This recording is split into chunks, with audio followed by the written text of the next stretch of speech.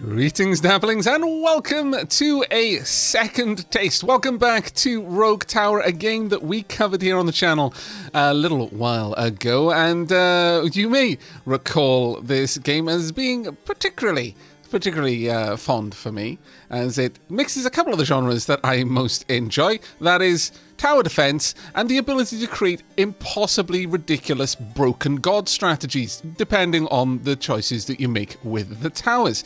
We all remember the glory days when Tesla towers were objectively the best tower in the game. However, those times have changed. Sadly, the Tesla tower has fallen from grace. It's maybe no longer the best tower, though I still have a very large soft spot in my heart for the Tesla tower. The game has received an enormous update. That is why we're back here today. Not only has it greatly expanded the amount of monsters that are available in the game now to make the progress through the game a little bit more interesting, it's also added branching paths of monsters. So I believe after the second Oogie that you fight, you can end up with one of 3 new Oogies for that layer, for that level. So you get an Oogie at level 15, I believe, level 25, level 35, and level 45. And you might have very many different Oogies at this point. I think in total there are 6 new bosses with a whole host of new monsters that they will spawn. You don't know what you're going to fight until you get to that point. So your strategy might have to change quite aggressively depending on the type of Oogie that you're going to be having to build up to fight against.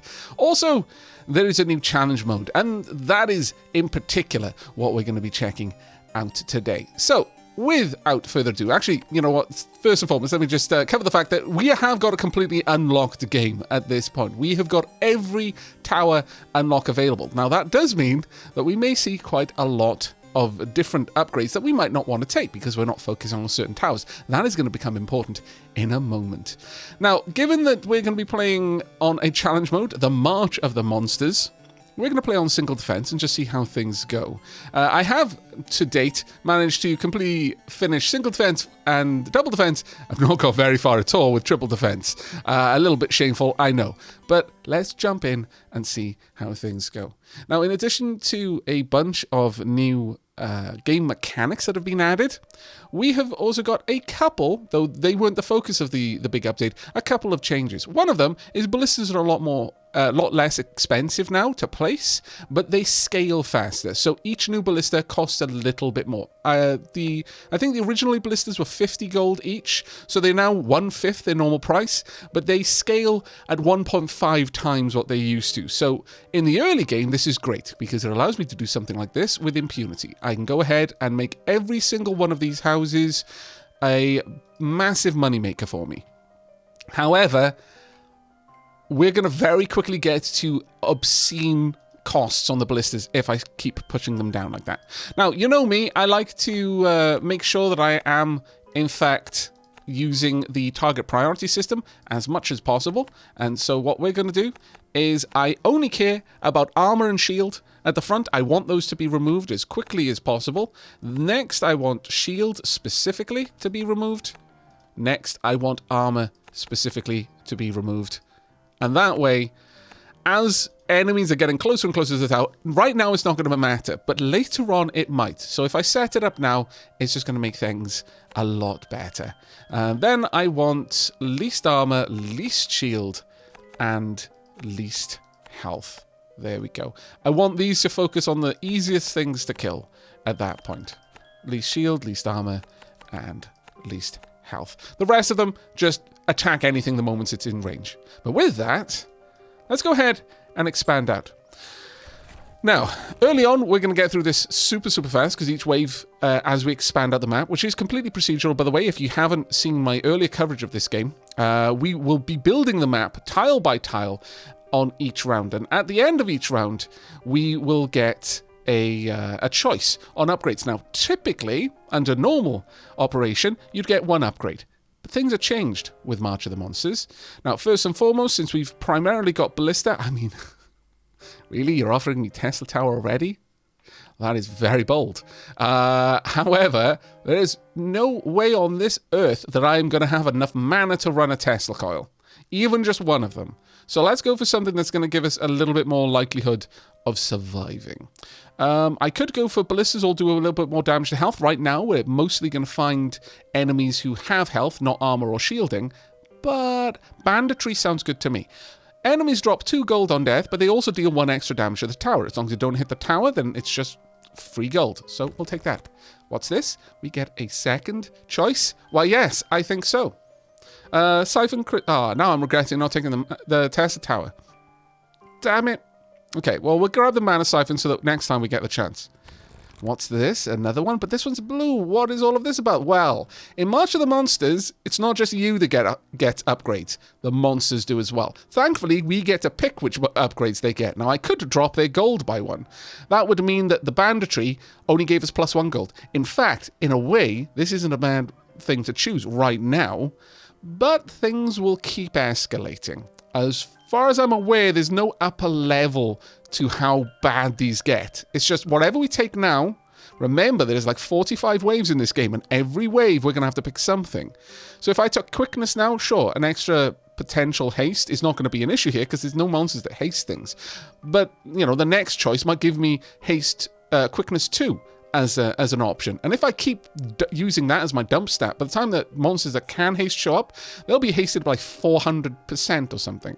So do try to spread these out to try and minimize the initial impact. Remember, monsters can blob, so you don't want to make super tanky monsters in a blob. This one, I'm probably not going to go for protection 1. Not now. Later on, that might not be too bad, but right now, our overall damage is a little bit low.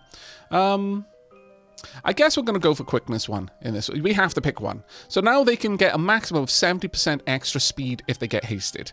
I would like to place some mana siphons. We're not really going to be using them yet, but that's fine. And we'll expand out there. Now, the way that the path is generated is completely procedural. As far as I'm aware, it is not predetermined at the start of the game, and then it's just up to you to select which, you know, pick your poison sort of thing. The game doesn't even know, as far as I'm aware, what is coming next. When you click extend, it's then generated. So to a certain degree, if that is indeed the case, it is within your control, and you can strategize around it. And this is where it's going to start becoming more important on the later levels, where we start getting potential branching possibilities of monster waves. For example, we might end up with an Ugu who's particularly resistant to bleed, and we'll want to take that into account, and we'll want to build paths that will increase the odds that we'll have enough time to pull it down when we can't rely on bleed if our defenses are heavily bleed focused. We could go for a particle cannon. That is super high. That's one of the last weapons that you unlock through the normal tech progression through the game. Obviously, I've unlocked everything because I played it quite a lot, but that costs a lot of mana. That's like up there with obelisk levels of mana usage. Poison spray isn't bad, definitely good, because this would help to pull down shields, but we're a fair ways off shields just yet. On that point, though, I could go for enchanted bolts, which might mean that our ballistas could eventually poison as well.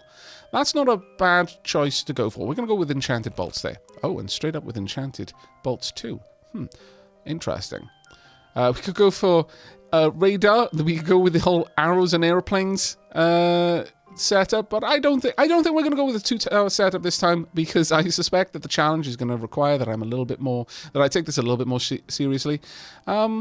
Well, this is a free enchantment for our ballistas, and they're probably going to be the backbone of our defense for now. So sure, any free upgrade to ballistas is useful. If it costs mana to upgrade ballistas, you've got to have a very, very firm understanding of what your mana income is going to be before you make any adjustment to a tower that doesn't use magic to fire, that makes it now need magic to fire. We'll go with that. Monsters deal an additional +1 damage to the tower. That's fine if you plan on never letting them get there.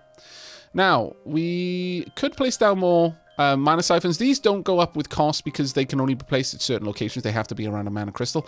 I really want more ballistas so I can start making money off these towns, but that's fine. Right now, we're still relying very heavily on the tower, but now we do have this, so let's pop that one in there. At this point, I'm going to say you should go for armor, then we'll have another one could go for shield, and then another one that will go for the highest health, and that way We will try to make sure that our ballistas are selecting other targets. Now, normally I would advise against spreading your DPS out too much, but with these sorts of things, I think that it's good to avoid overkilling.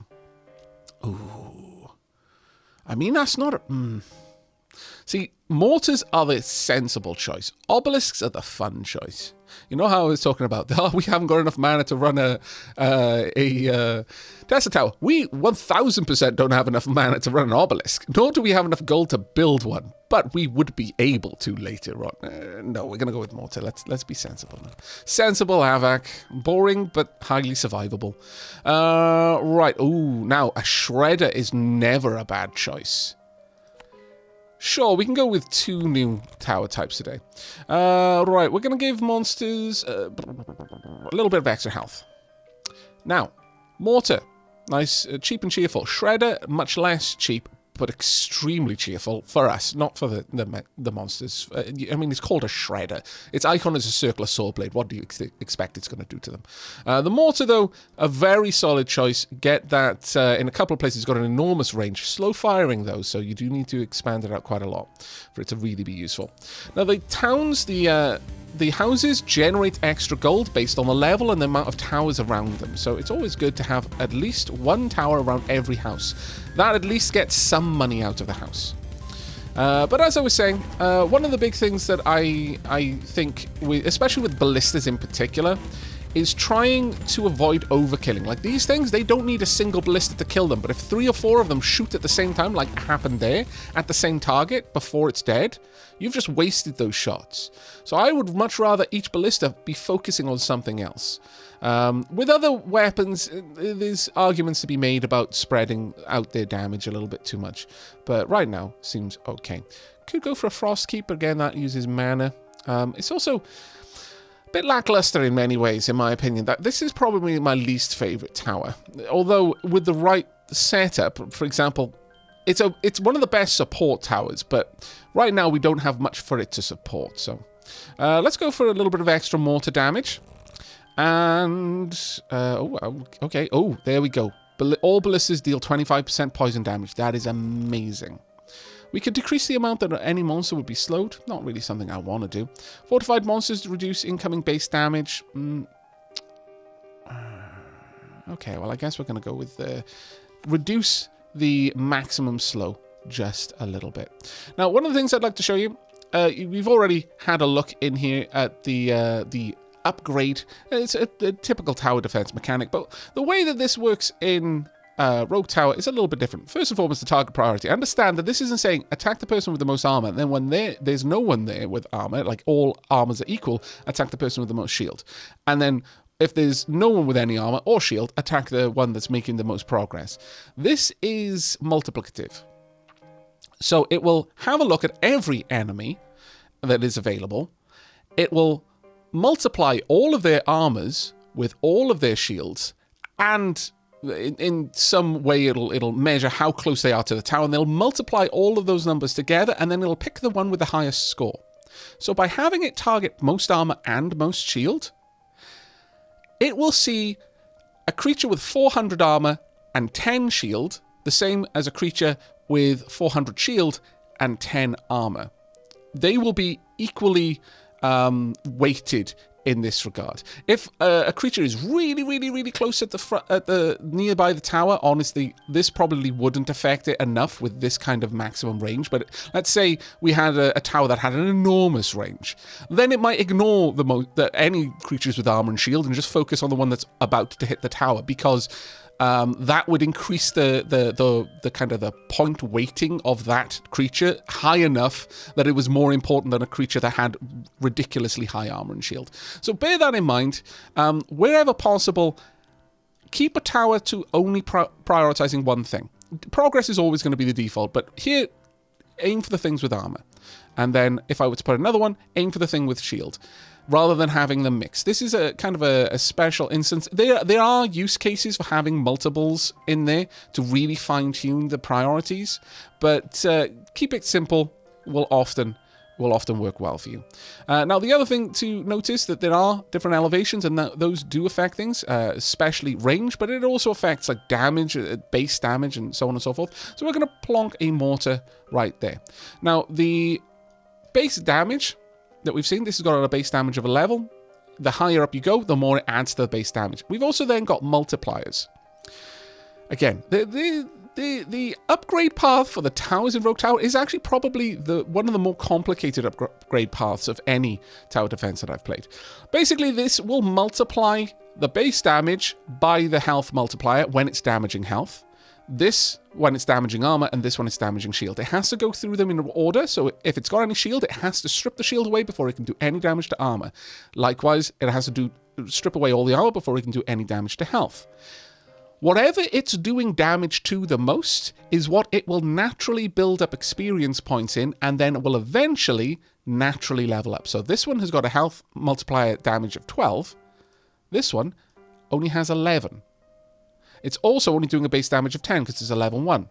But this one has done enough health damage overall that it leveled up its health multiplier, so now it does more health damage. So it's a positive feedback loop. The more damage it does of a certain type, the quicker it will be able to do that damage in the future. Thus, the more damage it will do of that type, thus the more it'll level up, and so on and so forth. But every time it levels up, it'll also increase its base damage. These are really important things to bear in mind whenever you're dealing with modifiers like reduce all base damage by 1.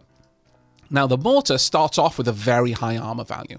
So we're actually going to tell you, focus on the most armor, but I also want you to go for the healthiest enemy, because this does a huge amount of base damage. This is going to be a nice tanky, a tank killer here. Sometimes I'll also tell them to focus on slow-moving targets, but honestly, the prediction is pretty solid with the mortars. They are very good at predicting where they need to drop a shell. The thing that can mess that up is if in between when it launches the shell and when that shell is going to hit where it was trying to aim for, like it's going for this. Oh, it did actually miss. You're making me feel silly, game. Thanks. But if anything is going to change their speed. Now, some enemies will have natural abilities to do that. Your own towers can do it. If you slow them down and the mortar's already shot, well, the mortar's prediction is going to be off. If, however, for example, when they're within sight of the tower, they kind of rally and speed up, well, the mortar's going to be even, it may be off there as well. We could increase ballistic damage. Honestly, going for level 3 enchanted bolts, that's going to be amazing because we've got nothing else that's going to take shields down. Let's go for... Oh, I'm not going to need that. The mana bank might be a useful one to grab early because it would definitely open up the options for things like obelisks, which are super, super fun. But again, reaching that point, and considering we're going to get 2 upgrades per wave, I'm not too worried about getting the option to get an obelisk at some point. So we're going to instead increase concussive shells. Now, it's really important to pick these things because... things like the ability for our ballistas to cause poison damage, that was gated behind our ballistas doing additional shield damage. If you do additional armor damage on towers that can do burn, then you will eventually unlock the upgrade to cause burning damage, which strips down armor. Poison strips down shield, and then strips down armor or health at 50% the speed. Fire strips down armor or strips down shield or health at 50% the speed. And bleed strips down health or 50% to armor and shield if they've already got that there. We're going to go ahead and grab the concussive shells. Now, while we're not dealing with shield, and 5% is fine regardless, so we're going to grab that one. Now, I would like another ballista if I could, and I'm going to place you about here. This one's focusing on armor. I'm going to have you focus on shields. There we go. And we're going to continue to expand out the path. Now, always look for these kinds of areas. These are amazing for any kind of AoE tower, like a Tesla. These are pretty good as well, because the snaking path, they will remain in the range of the tower for longer. The longer paths, I mean, it really does depend. Sometimes these are actually better for things like circular saw blades, which will hit a target and then go back along the path, hitting things. So they're actually quite nice. Anything with a branch is bad for a circular saw blade, for example, because the blade may go off in the wrong direction. But this is now stripping away those armors, which is fantastic for us. We've got a little bit of health there that I don't like, but that's fine. We should be okay. There we go. And we might We are probably going to have enough for a shredder on the next turn, so we're going to keep that one. All mortars gain 50% blast radius. That is really nice. Extra poison damage on the towers. I need the ballistas to start doing armor damage so I can eventually make them also cause burn. More status effects, better. Because in addition to stripping away armor or shield or health, they also negate any natural regeneration. If, for example, you're fighting a troll, which can regenerate its health, if you've made it bleed, it stops regeneration and still loses health faster. If something has shield regen, if you've poisoned it, it doesn't anymore. It is incredibly important to get those status effects eventually. However, look, we're not going to be able to afford it for a while. I don't care. Oh, but getting burn on the mortars, very nice. So we've already got poison and burn represented now. That's actually pretty big thing for us. We'll go with increasing monsters' move speed a little bit. It's nice to have all of these things down here. That's so cool to be able to see all that. I really like it. But we're going to save up for a shredder here, I think. Let's pop you in. Shredder, going to live down here. It's going to be like our last defense. This just needs to focus on the closest to the tower enemy.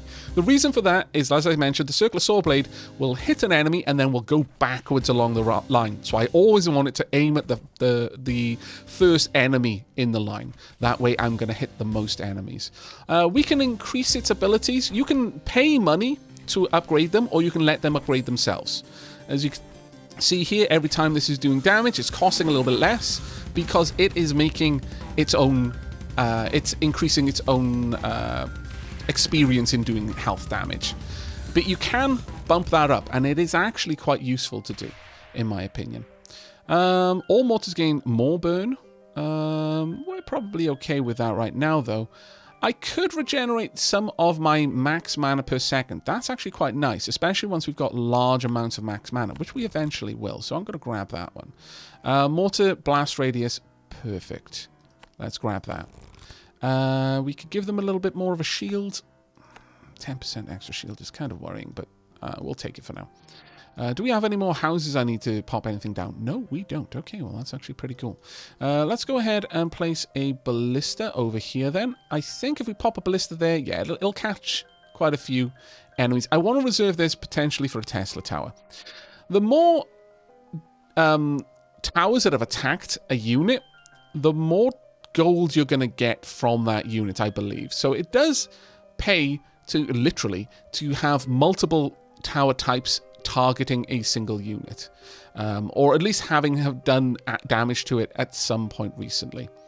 At this stage, I kind of want you to thin the herd. So I want you to go for the least shield, least armor. So you're going to very, very much focus on health. And then the least health. So go for the target that is the easiest for you to kill and just focus on that.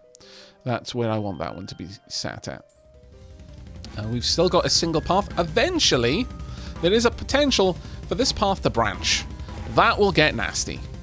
Because once it branches, basically each wave has a certain amount of enemies that it's going to spawn. When a path branches, it will split the amount of enemies it's going to spawn amongst every single branch. There's also a bit of logic involved in how the boss spawns, because every now and then you're going to get a mini boss or you're going to get a main boss every so many levels.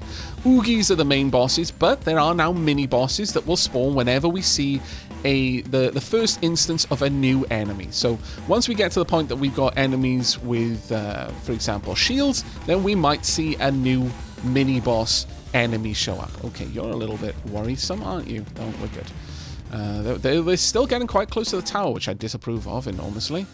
But there we go. Got a nice bit of bleed there. Every enemy killed regenerates 1% of mana. Now that would be very nice for something like an obelisk. Very nice indeed. Increasing the speed that we can do bleed damage. Right now, I think we can at most do 25 bleed damage, 25 poison damage, and 25 burn damage every tick. We might have stacked up 1,000 bleed on the enemy, but I can only apply it at 25 chunk increments, and then it'll decrease the bleed stacked on that enemy by 25. So increasing the amount that you can apply every tick means that you can do that damage faster, which is very, very useful. We could increase the amount of poison damage that we stack up onto enemies as well. But I think we're going to increase the concussive shells, the damage to armor there. All shredders gain damage to shields. Sadly, shredders will never get any status effect other than bleed. Flame turrets will never get any status effect other than fire. Poison will only do poison. But, for example, ballistas, mortars, they can do all of them, depending. But you can still make the shredders do more damage to a stat. You're just never going to be able to negate its regeneration or stack up a dot on it. Repair increased tower max health by mining from iron veins. I mean, increasing the tower's max health is useful not just for increasing the buffer against potential damage, but this will also tie into haunted houses eventually. Let's increase the slow but sure. So we'll increase the speed at which we apply poison. And with that, I'm a little bit more confident about increasing shield even further. With that said, let's go ahead and drop a mortar over here. Let's pop one up on the nice high ground there. Of course, I want you to aim for armor. And this time, well, yeah, actually still armor and most health, I think, for now. Oh, we got a house. Okay, well, in that case, popping down a ballista over here.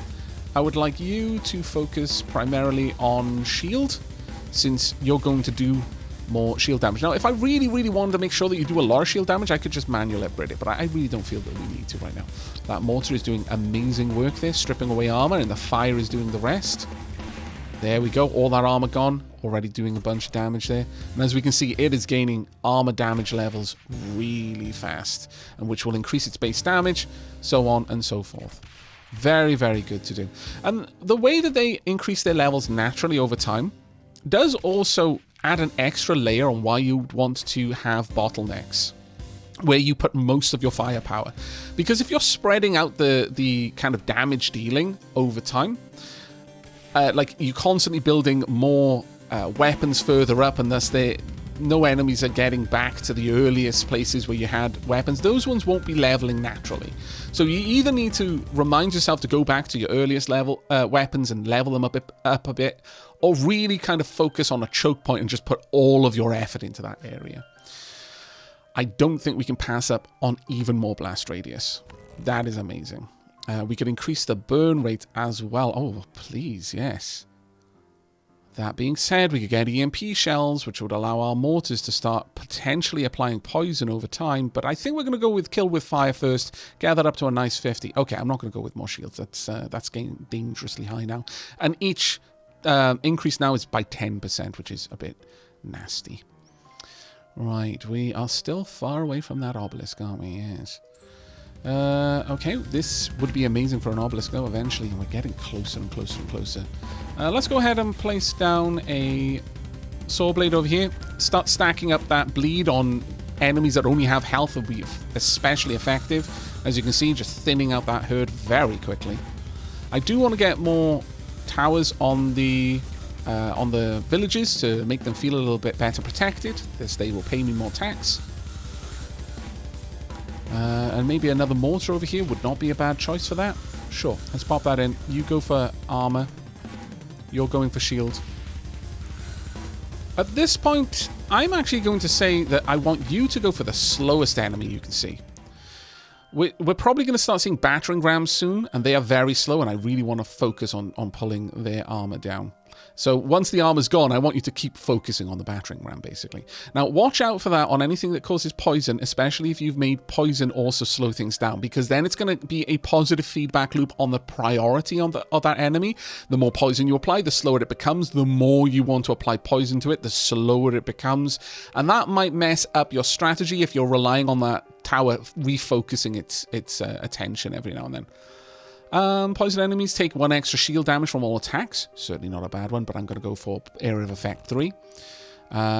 We could increase poison even further, which would be nice, but... Oh, advanced explosives, getting that crit. Now, crit damage is super important, because eventually you're going to be able to start making, every time you do a crit damage to something, apply different status effects as well. So we're actually going to take that 15% extra crit damage, sure. Monsters will drop less gold. Not great. But I am going to take it. It drops it down to 1. Now, you can press T now, which will bring up damage stats. We can see that 48% of all the money we've made so far has come from monsters. That's going to start drying up, sadly. But it is a thing that we need to allow to happen every now and then. Let's continue expanding out. Oh, another house. Okay. Let's get that in there. Very nice mortar shot there. Fantastically glorious, in fact. Let's get a ballista here. I would like you to go for most armor, most shield. You just kind of spread that out a little bit.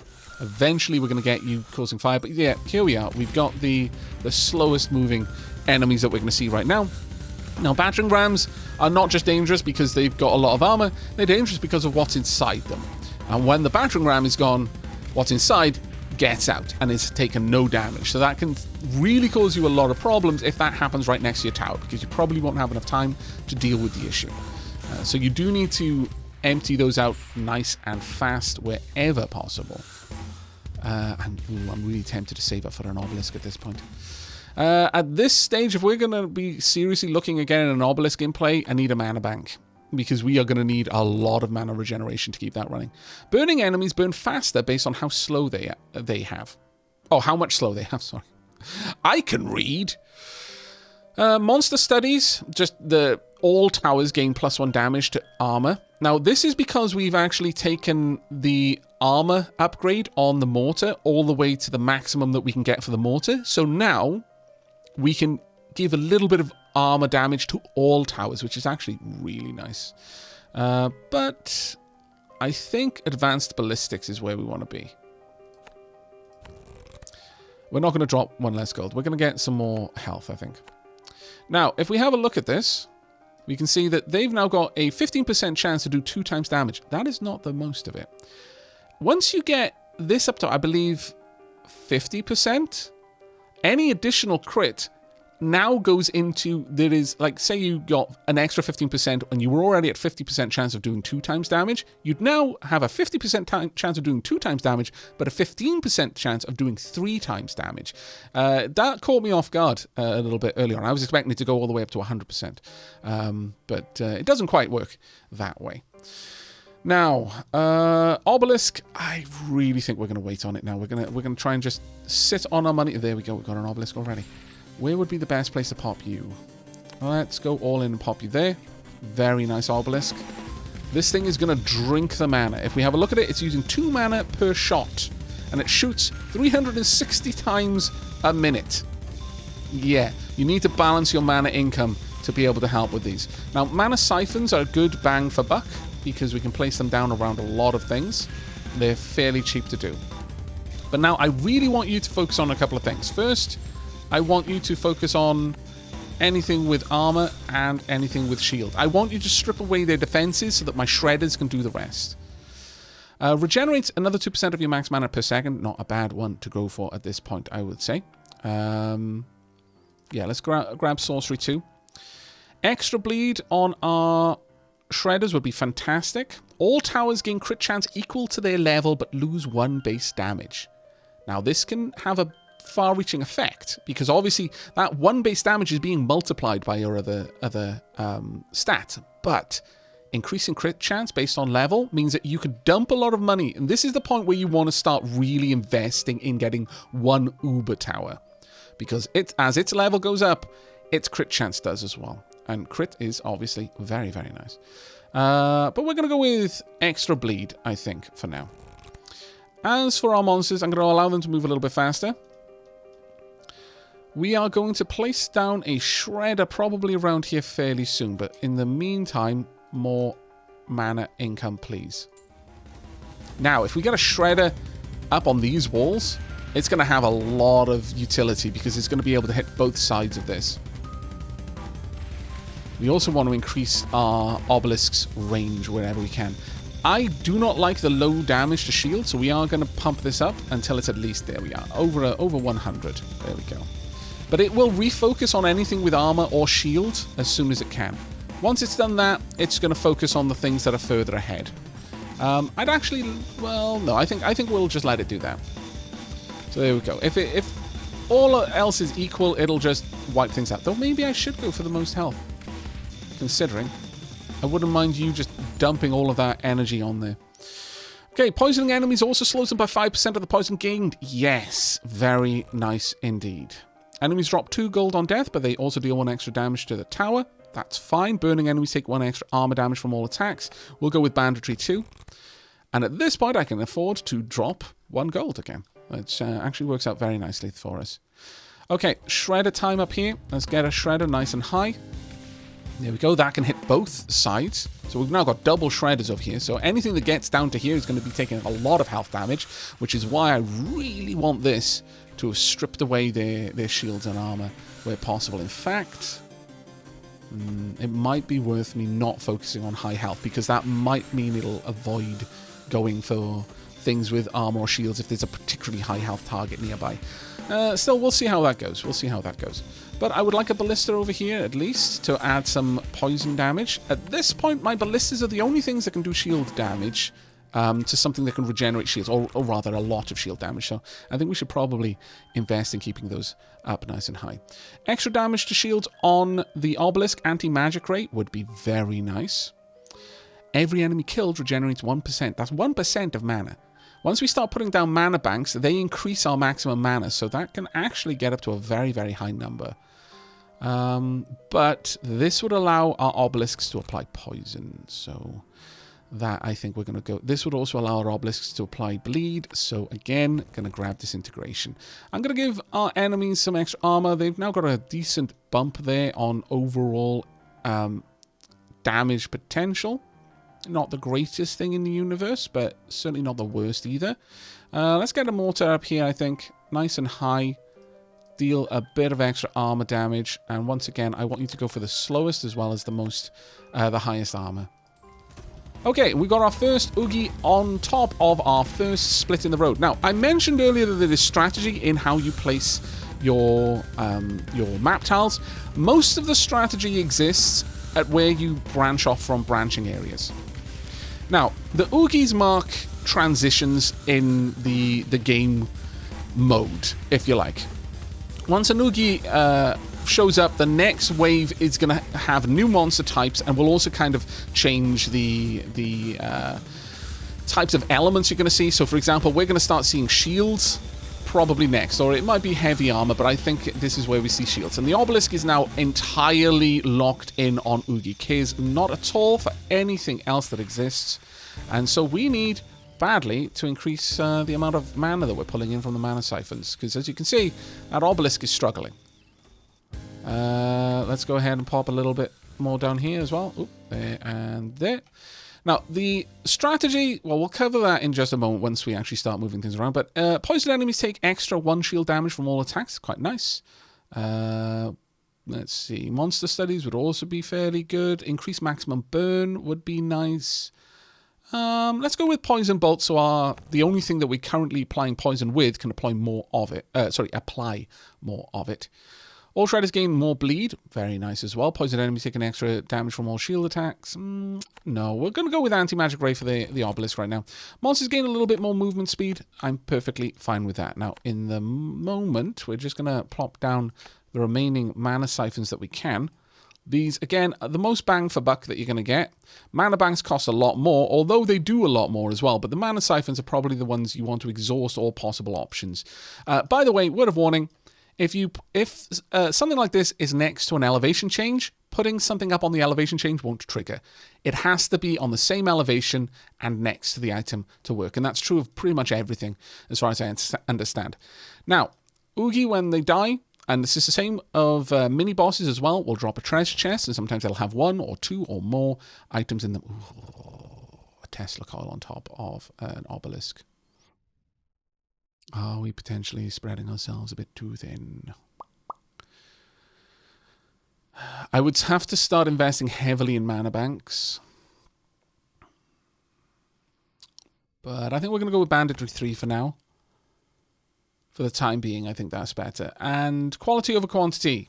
All towers gain crit chance equal to their level, but lose 1 base damage. Let's start stacking that. Now, the strategy involved. It's been a long while since I played.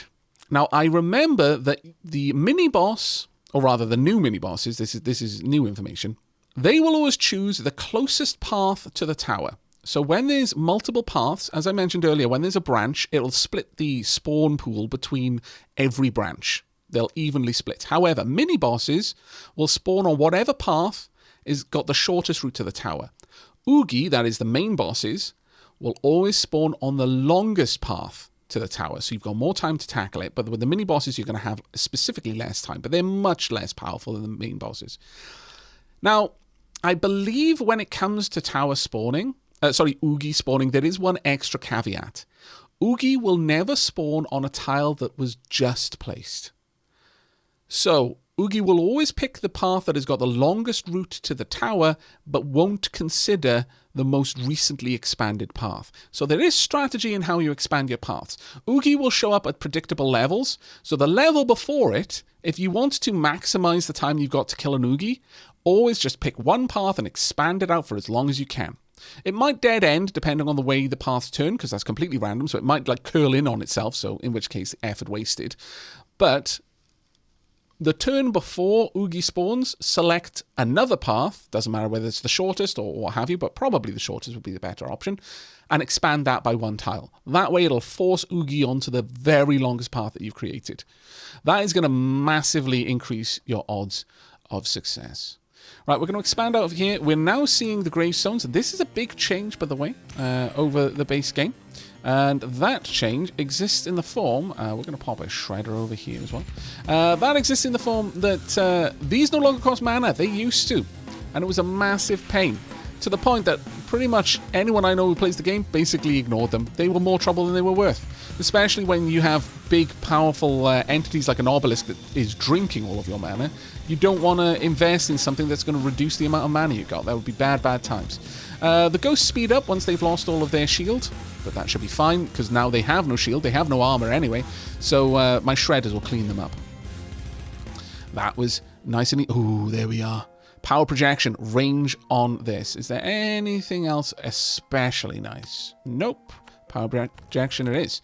Bleed them dry, increase the amount of bleed that we're capable of applying. That it'd probably be useful. And here we are, mana bolts. This is such a trap. It is amazing in the right circumstances.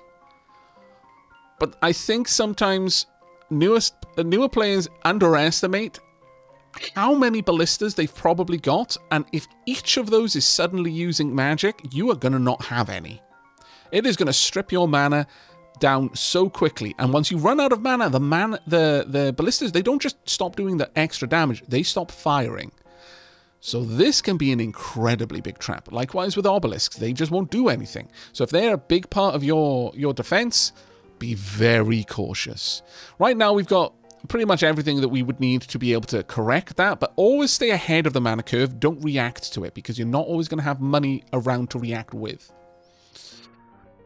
That being said, I think we're going to increase the bleed speed. And increasing the speed that monsters have is fine for now. Over here, we've got 2 splits. That is actually garbage luck. So we're going to want to focus any big defenders around here if we can. Like maybe another obelisk over here. Because it would be able to hit both sides. However, we still want to have attacks around here. And we'll expand out in that direction, I think. So we'll keep going over there. But we're going to drop down another obelisk. Now, this is a very bold move. Understand that. It is not necessarily recommended. I would like it to go for armor and shield again.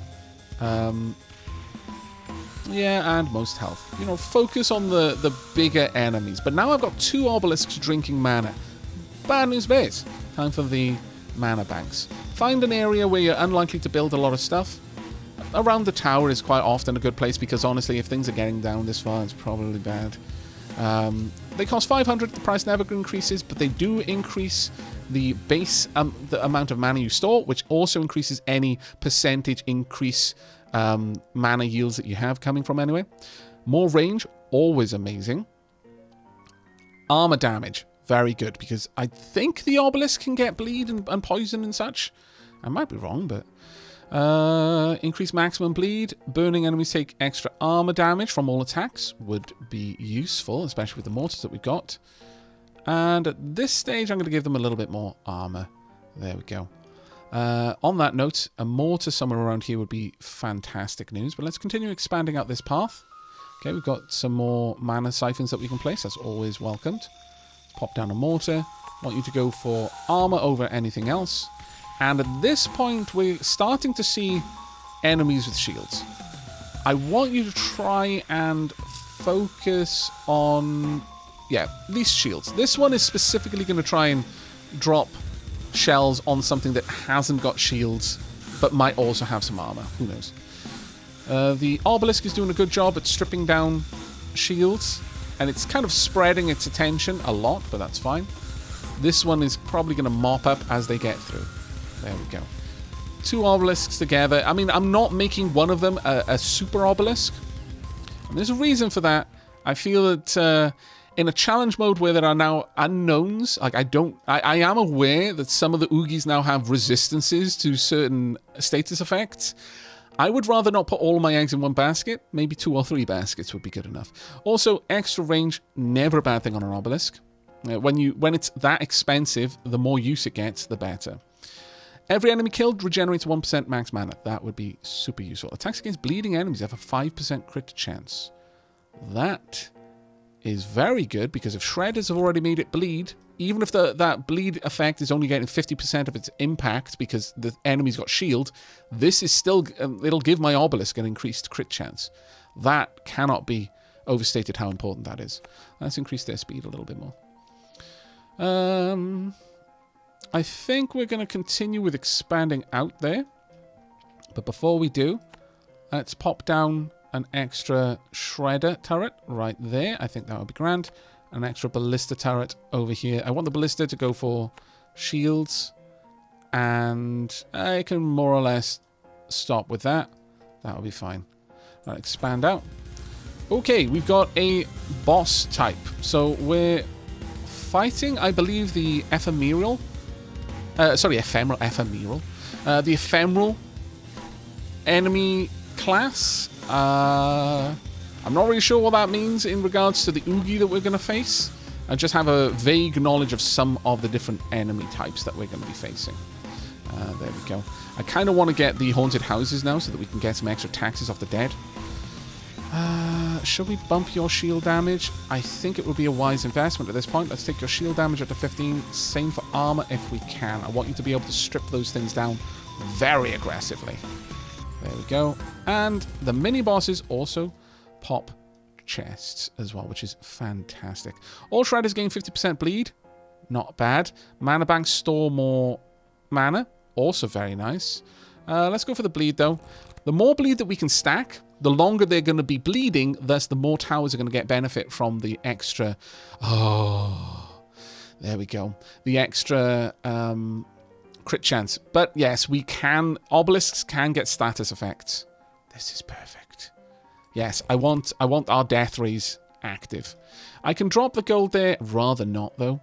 I'll reduce the slow a little bit. I know Tilly wants to be let out. I will have to forestall expanding for just a moment. Let's go ahead and grab a treasure chest, though, and see what we've got.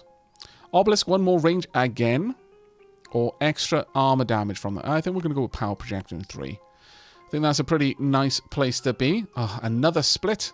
Why are you doing this to me, game? Scallywag? Right, I shall be right back. I've got to let my cat out. Hey. Hi, yeah, future Aavak here. While past Aavak is letting Tilly out, I'm afraid we're going to have to wrap up this episode because this one run ended up taking quite a long time to get through. I'm not going to spoil the ending. Did we make it? Did we die right towards the end? I mean, the fact that it's 2 videos is enough to tell you that we get quite far, but you're going to have to wait to find out how this all concludes. Until tomorrow. Sorry to do this to you at such short notice, but I don't think anyone really wants to sit here for a 2-hour odd video. So I shall see you in the next. I do hope you've enjoyed this one though, and I look forward to your feedback down below. But until next time, do take care everyone.